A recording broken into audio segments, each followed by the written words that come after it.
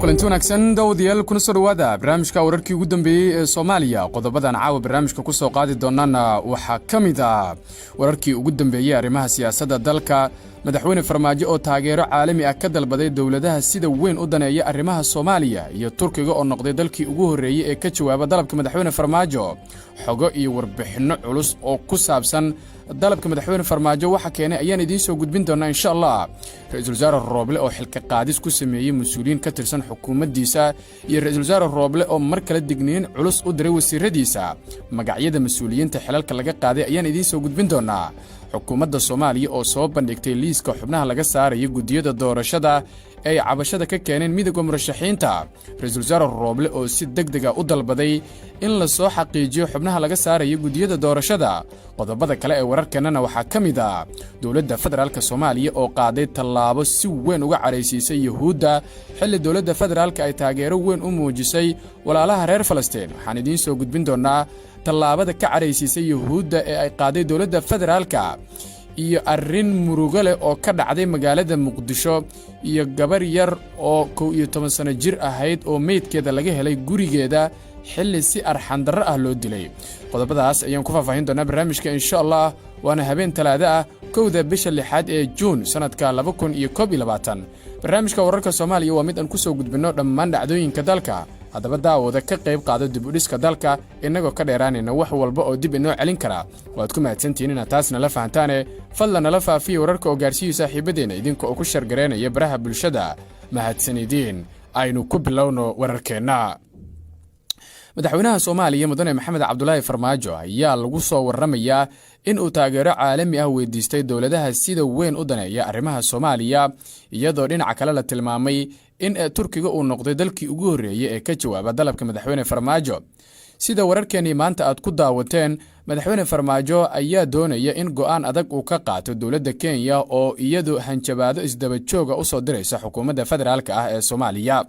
wararkan ka helayno fila Soomaaliya waxay sheegayaan in madaxweyne Farmaajo uu xiriiro kala duwan la sameeyay dowladaha sida weyn u daneeya arrimaha Soomaaliya, isla markaana taageerada weyn siiya dowladda Soomaaliya.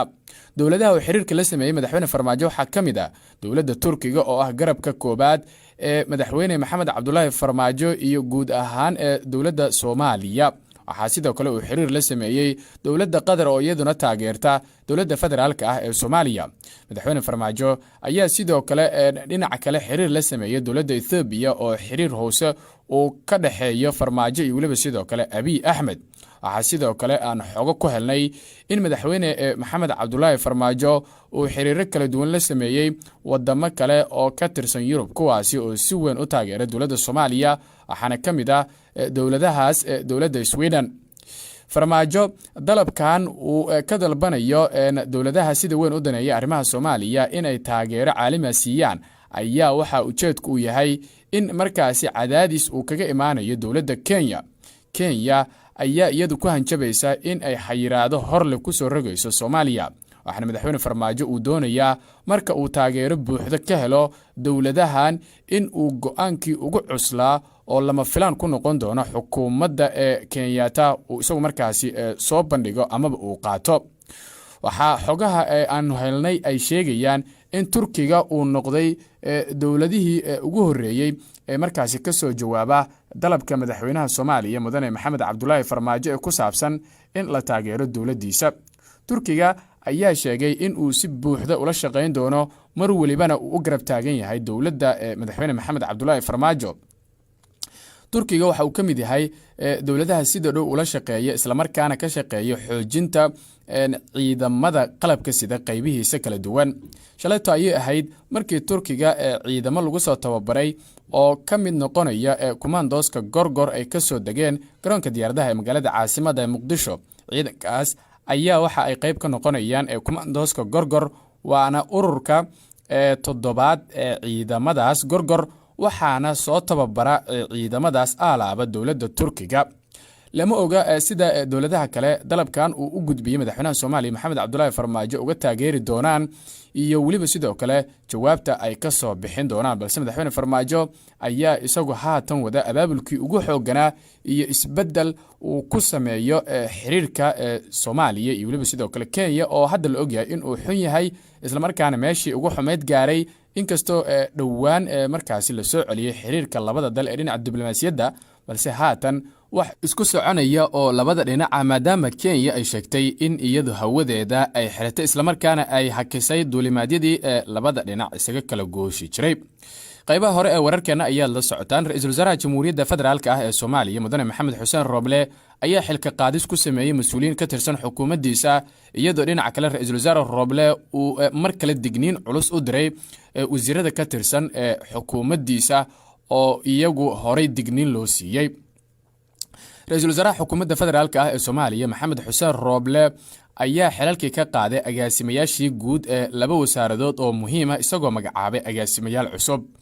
wareegto ka soo baxday xafiiska Ra'iisul Wasaaraha ee dalka ayaa xilalkii looga qaaday agaasimayaashii guud ee wasaaradaha muhiimka ah ee kala ah gaashaandhigga iyo caafimaadka, waxaana loo magacaabay agaasimayaal cusub. qoraalka ka soo baxay xafiiska Ra'iisul Wasaaraha ayaa lagu yiri wareegto uu soo saaray Ra'iisul Wasaaraha Xukuumadda Federaalka ah ee Soomaaliya Mudane Maxamed Xuseen Roble ayaa agaasimaha guud ee wasaaradda gaashaandhigga loogu magacaabay Xasan Maxamed Siciid Samatar, halka agaasimaha guud ee wasaaradda caafimaadka iyo daryeelka bulshada loo magacaabay Cabdinaasir Mukhtaar Ibraahim. magacaabidan ayaa imaanaysa maalin kadib markii Ra'iisul Wasaaraha uu wasiiradiisa faray in wax tallaabaha aysan qaadi karin sida magacaabis iyaga oo aan la tashan xafiiska Ra'iisul Wasaaraha, balse arrintaasi ayaa waxa ku dhaqaaqay wasiirro ka tirsan xukuumaddiisa.